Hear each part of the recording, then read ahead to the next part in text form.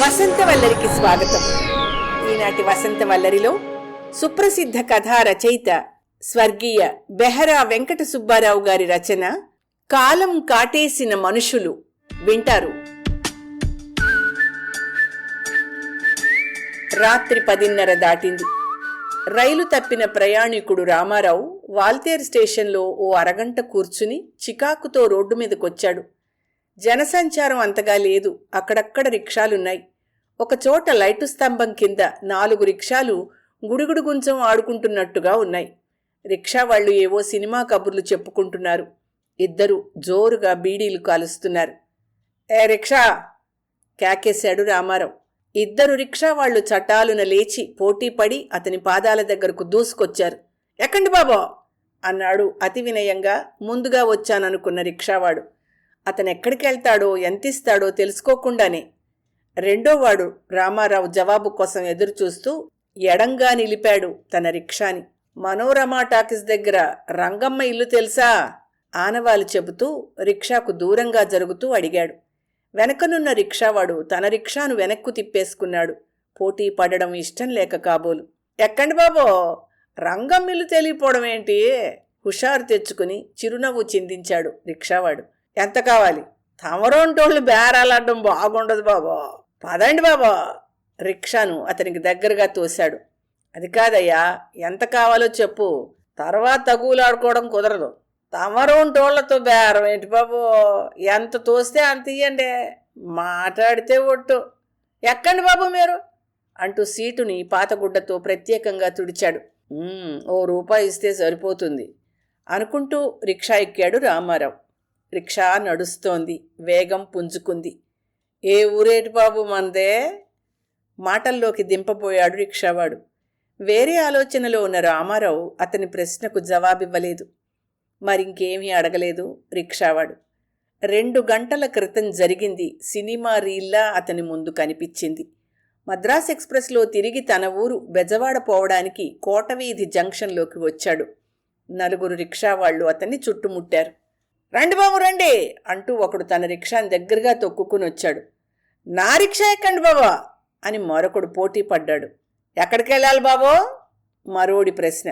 రండి బాబో, నాది కొత్త రిక్షా, గాల్లో తేలిపోతుంది, రండిటో అంటూ మరొకడు. కొంచెం దూరంలో ఇంకో రిక్షా కనిపించింది. అతను మాత్రం తక్కిన వాళ్లల్లా బేరం కోసం తాపత్రయపడలేదు. రిక్షా ప్రక్కనే నిలబడి శూన్యంలోకి చూస్తున్నాడు. దీనాతి దీనమైన మొహం, చినిగిపోయి మాసికలు వేసుకున్న నిక్కరు, ఇంకా బాగా చినిగిపోయిన బనీను, లోతుకుపోయిన కళ్ళు, మాసిన జుత్తు, ఆకలి మొహం. అతని రిక్షాయే ఎక్కాలనిపించింది రామారావుకి. యాడికెళ్ళాలి బాబో మళ్ళా అడిగాడు మొదటి రిక్షావాడు. రండి బాబో అంటూ మరో రిక్షావాడి అభ్యర్థన. ఏ బాబో, వాల్తేరు రైల్వే స్టేషన్కి వెళ్ళాలి, వస్తావా అన్నాడు దూరంగా ఉన్నవాడిని చూస్తూ. ₹2 ఇప్పించండి బాబో. ఒక్క మనిషికి స్టేషన్కి ₹2? ₹1 ఇస్తాను విసుగ్గా అన్నాడు. ₹1కేటొస్తుంది బాబా, ₹1.50 ఇప్పించండి. వాడితో బేరం కుదుర్చుకోవడానికి ఇష్టం లేదు రామారావుకి. అందుకనే 4 అడుగులు ముందుకు వేశాడు. అయినా ఆ రిక్షావాడు వదల్లేదు. వెనక నెమ్మదిగా లాగుతున్నాడు రిక్షాని. ఏ రిక్షా, వస్తావా స్టేషన్కి? దూరంగా ఉన్నవాణ్ణి కేకేశాడు. వాడు గబగబా సర్దుకొని రిక్షా తెచ్చి ఎక్కండి బాబో అన్నాడు అతి వినయంగా, బేరం దొరికినందుకు సంతోషిస్తూ. స్టేషన్కి ₹1.25 ఇస్తా, వస్తావా అడిగాడు రిక్షాలో కాలు పెడుతూ. ఎక్కండి బాబో అన్నాడు సంతోషంగా. ఒరే ఎంకన్నా, మా బేరాన్ని ఎగసిపోతావంటరా, ఎలా వెళ్తావో నేను చూస్తా ఉండో అంటూ కోపంగా వచ్చి తన రిక్షాని అడ్డంగా పెట్టాడు మొదటి రిక్షావాడు. నిస్సహాయంగా చూస్తూ ఉండిపోయాడు వెంకన్న. రామారావుకి కోపం వచ్చింది. నా ఇష్టం వచ్చిన రిక్షాలో వెళ్తానయ్యా, నీకెందుకో? మర్యాదగా అడ్డు జరుగు కళ్ళురిమాడు రామారావు. మెరుపులేని ఉరుముకి రిక్షావాడు భయపడలేదు కాబట్టి అడ్డు తీయలేదు సరికదా. వెంకన్న రిక్షా హ్యాండిల్ని పట్టుకున్నాడు వస్తాదులా నిలబడి పోజు పెడుతూ. వాడి పోజుకి రామారావు డీలా పడిపోయాడన్న సంగతి తెలియని వెంకన్న రామారావుని చూశాడు దీనంగా, నిస్సహాయంగా. ఇంతలో రెండో రిక్షావాడు కలగజేసుకుని రంగంలోకి దిగాడు. రేయ్, మన రిక్షా డ్రైవర్లకే నీతి లేదురా, ఓడి బేరం ఓడి కొట్టేస్తున్నాడు, అందుకేరా తిండి లేకుండా పోతాందే. రాజీ చెయ్యాలని వాడి ప్రయత్నం అని కనిపెట్టాడు రామారావు. ఆ రూపాయి పావలా నాకు ఇస్తానంటే నేను ఎలనా? నా రిచ్చాయే ఎక్కాలా? పట్టుబట్టాడు మొదటివాడు.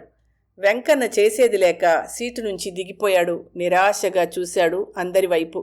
రామారావు మాత్రం రిక్షా దిగలేదు. పోనీలేరా, ఆ వెంకన్నగాడికి వారం రోజులు బట్టి జ్వరం, బండినే తీసుకోలేదు. ఇదే బోనీ బేరం, పాపం కదరా అని పోనీ. ఏ కళనున్నాడో మొదటివాడు తప్పుకున్నాడు.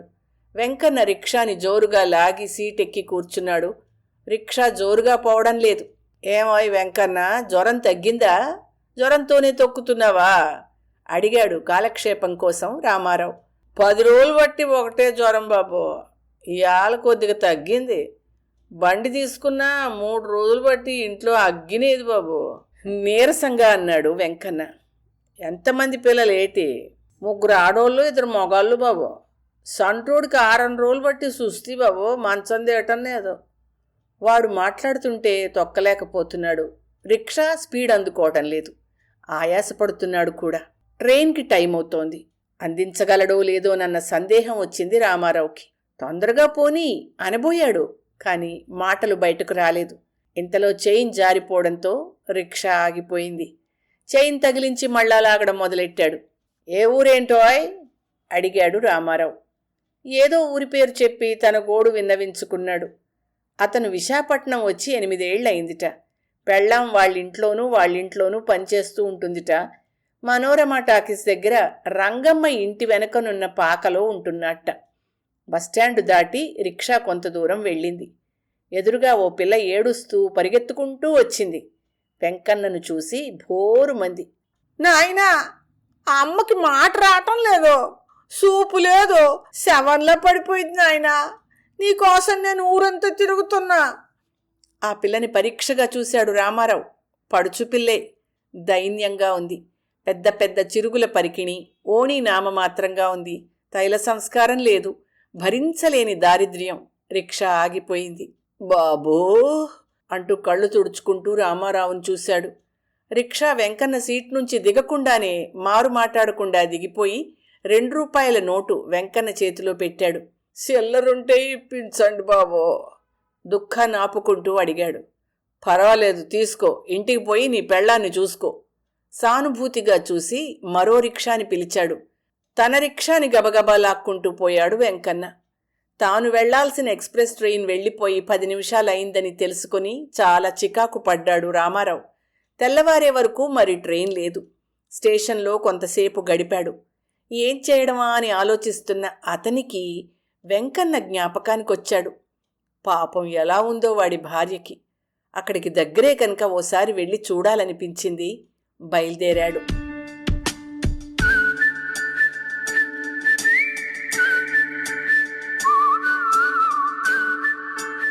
దిగండి బాబు, వచ్చేసాం. రిక్షా వాడి కేకతో ఉలిక్కి పడ్డాడు. ఓ పెంకుటింటి ముందు ఆగింది రిక్షా. ఇంటి ముందు వెలుతురుగా లేదు. ఓ వ్యక్తి రిక్షా దగ్గరగా వచ్చి రండి బాబో అన్నాడు గౌరవంగా. రిక్షావాణి చేతిలో ఓ రూపాయి పెట్టి ఇదేనా రంగం ఇల్లు అడిగాడు పరిసరాలు పరికిస్తూ. చుట్టూ పూరి గుడిసెల మధ్య రాజమందిరంలా ఉంది పెంకుటిల్లు. దయచేయండి బాబూ అంటూ మరోసారి ఆహ్వానించాడు ఆ వ్యక్తి. నీకు వెంకన్నిల్లు తెలుసా? రిక్షా దిగుతూ అడిగాడు. తెలుసు బాబో, తమరు లోనికి దయచేయండే. చెయ్యి పట్టుకుని లాక్కెళ్లలేదు గాని వాడి తాపత్రయం అలా ఉంది. ఇంట్లోకి దారి తీస్తూ రామారావును చూశాడు వస్తున్నాడో లేదో అని. వాణ్ణే అనుసరించాడు రామారావు. ఇంటి వెలుపల చీకటిగా ఉన్నా లోపల దీపాలు బాగానే ఉన్నాయి. హాల్లో ఓ ట్యూబ్లైట్ వెలుగుతోంది. నడివయస్కురాలు రంగమ్మ ఎదురుగా వచ్చి ఆదరంగా ఆహ్వానించింది. దయచేయండి బాబో అని. వెంటనే పక్కనే ఉన్నవాడి మీద విరుచుకుపడింది. కుర్సీ అయినా ప్యాసింజర్కి మర్యాద చేయడం తెలీదు మొద్దు యాదవకే. వాడు వేసిన కుర్చీలో కూర్చుని ఆ ఇంటిని పరిశీలనగా చూశాడు రామారావు. తాను కూర్చున్నది ఓ చిన్న హాలు. అటూ ఇటూ 5-6 గదులున్నాయి. ఇంతలో పెరట్లోంచి 4 పడుచు పిల్లలు జ్యోతిలక్ష్మి వేషంలో బిలబిలా వచ్చి ఎదురుగా నిలబడ్డారు. వివిధ భంగిమల్లో వాలుచూపులు చూస్తూ ఊరిస్తూ నిలబడ్డారు. పరిస్థితి అర్థమైంది రామారావుకి. ఎప్పుడూ అనుభవం లేని అతనికి భయం వేసింది.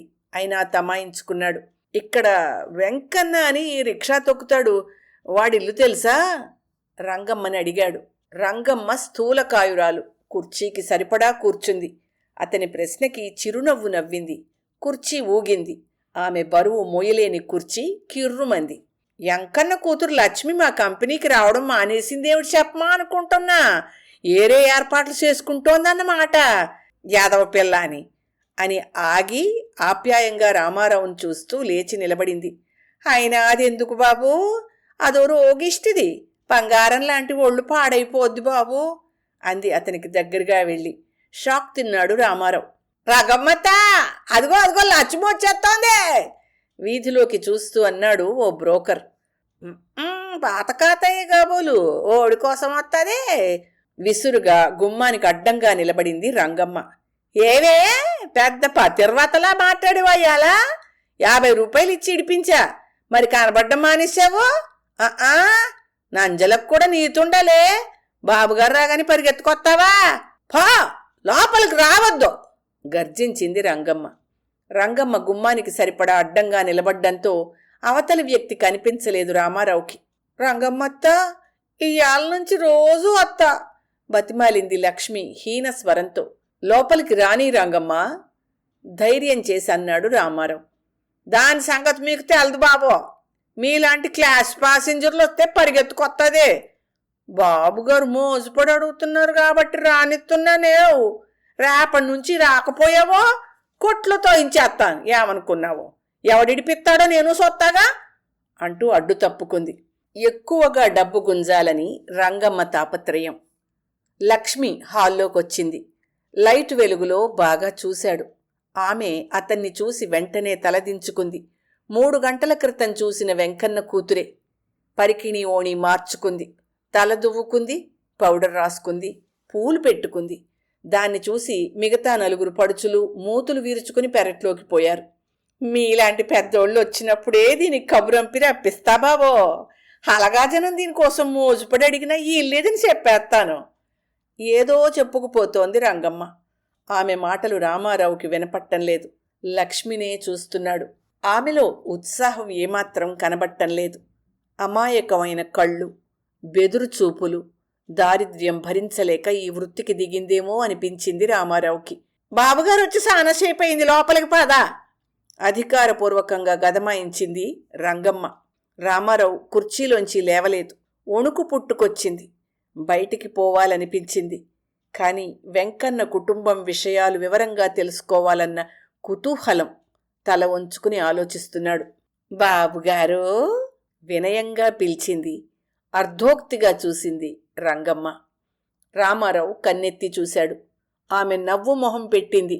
కిళ్ళీలు ఎక్కువగా నవ్వులుతుంది కాబోలు. పళ్ళు గారపట్టి అసహ్యంగా ఉన్నాయి.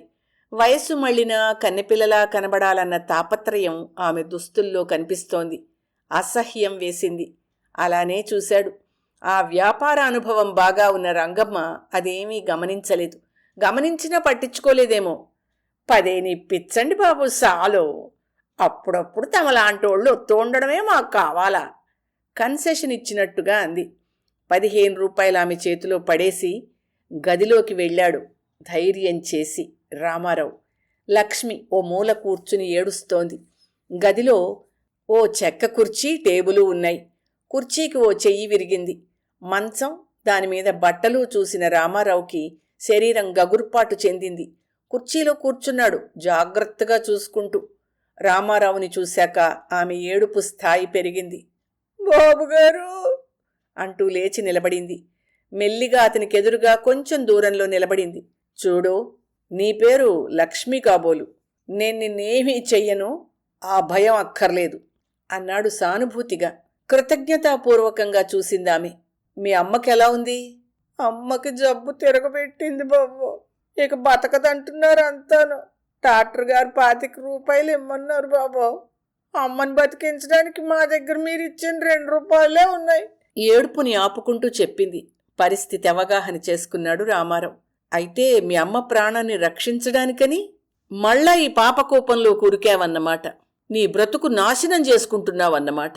ఆమె మొహం వివర్ణమైంది.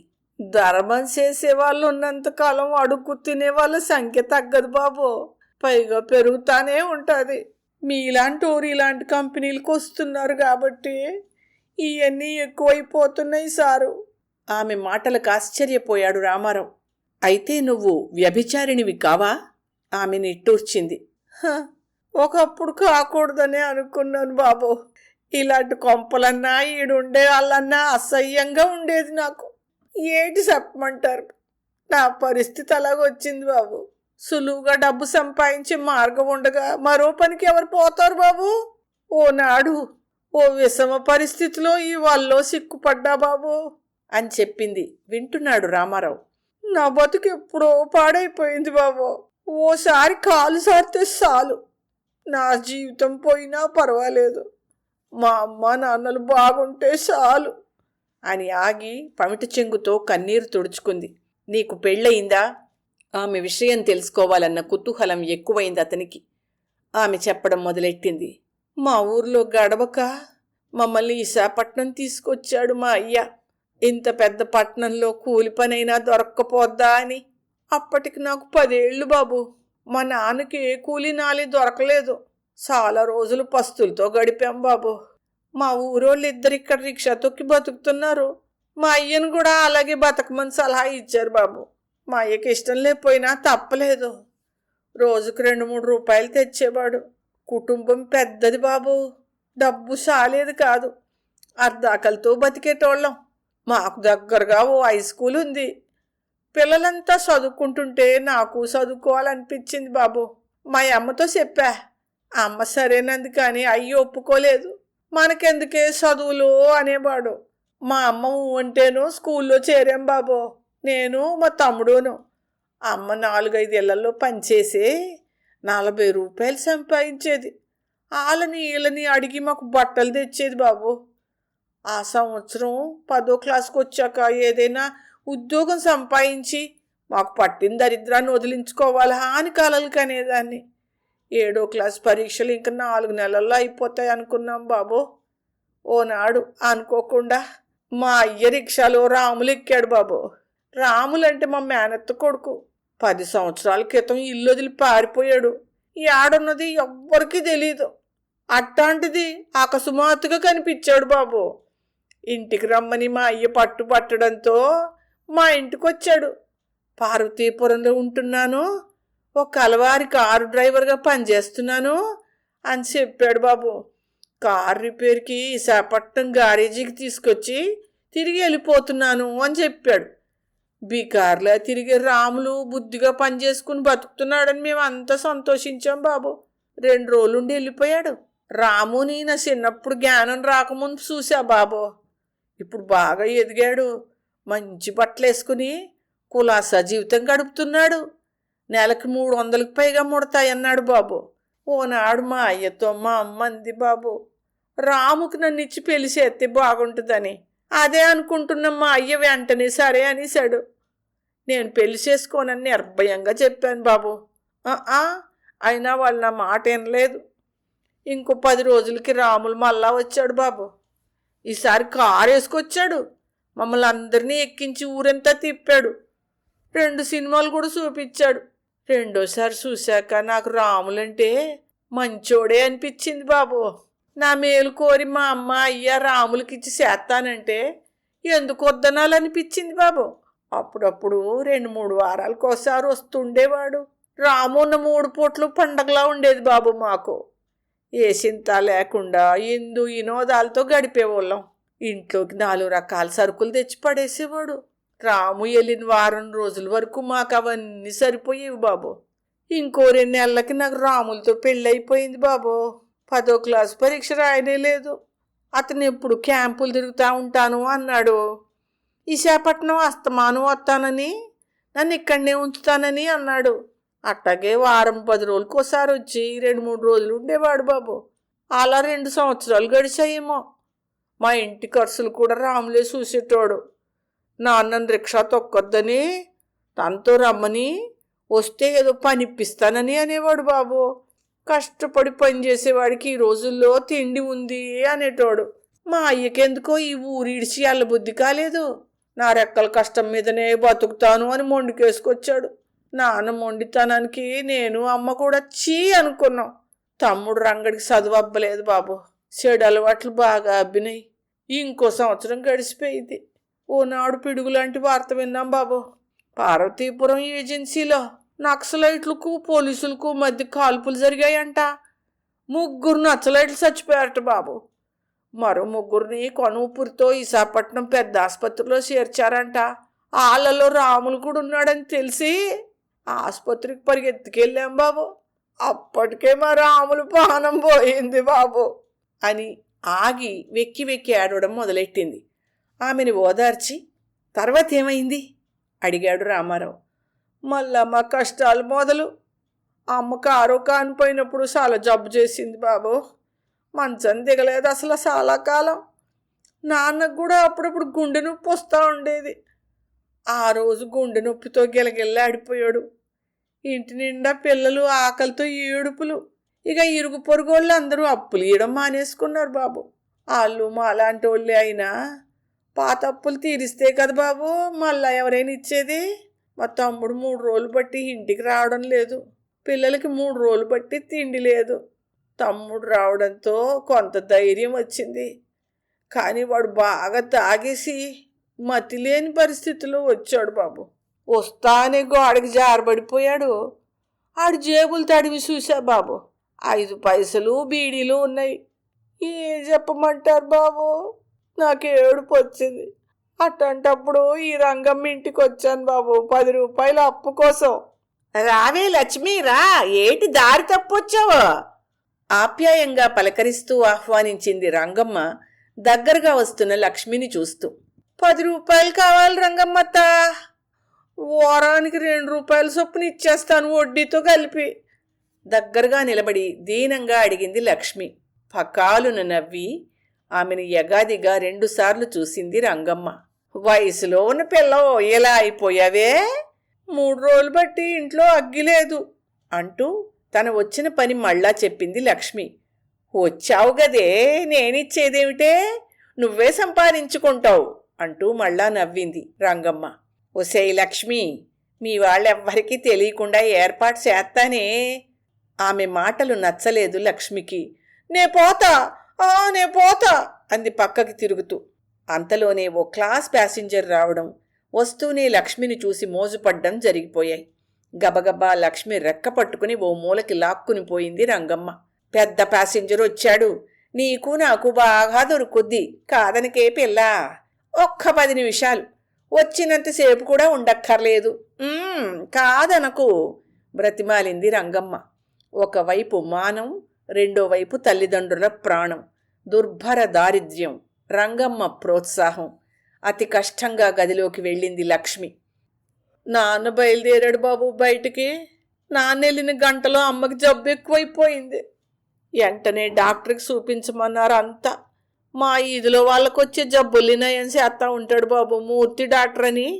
డబ్బును చూసిన తర్వాతే మనిషిని చూస్తాడు. అమ్మ జబ్బు నయం చేయడానికి 25 రూపాయలు కావాలన్నాడు బాబు అర్జెంటుగా. తమ్ముడు ఏడున్నాడో తెలీదు. ఇక ఏరే దారి లేక ఇలా వచ్చా బాబు డబ్బు సంపాదించడం కోసం.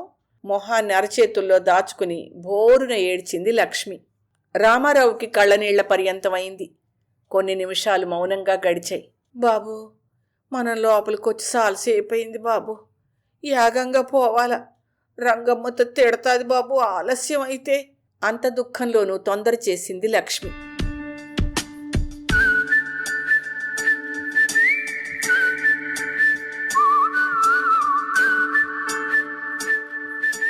కొద్ది రోజుల తర్వాత రామారావు వెంకన్న ఉన్న ఏరియాకు వెళ్ళి ఒక వ్యక్తిని వెంకన్న గురించి అడిగాడు. వెంకన్న అని పిచ్చి కుక్క కరిసింది బాబు, కాసుకోలేకపోయాడు, చచ్చిపోయాడు. ఆడి కూతురు లక్ష్మేమో 4 మంది తాగి చచ్చిపోయింది బాబు. ఆవిడ కొడుకు రంగడు 2వ సినిమా నుంచి వస్తా తప్పతాగి పాము మీద కాలేసాడు బాబు. అది కాటేసేసింది, నిమిషాల మీద చచ్చిపోయాడు. ఎంకన్న పెళ్ళం ఉంది బాబు, జంతికలు జీళ్ళు దుంపలు అవి అమ్ముకొని బతుకుతుంది. అదిగో బాబు ఆ కాల ఒడ్డును కూకుందే 3 పిల్లలతో, అదే బాబు అని చూపించి వెళ్ళిపోయాడు.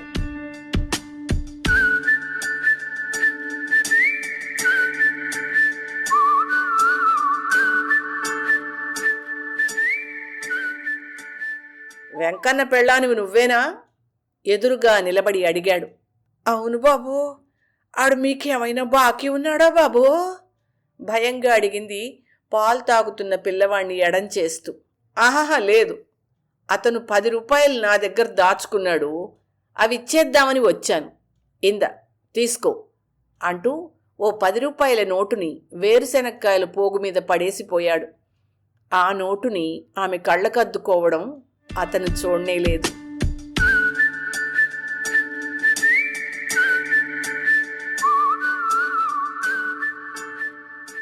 వసంతవల్లరిలో సుప్రసిద్ధ కథా రచయిత స్వర్గీయ బెహరా వెంకట సుబ్బారావు గారి రచన కాలం కాటేసిన మనుషులు విన్నారు. వసంతవల్లరిలో ఇవాల్టి కార్యక్రమం మీకు నచ్చిందని ఆశిస్తున్నాను.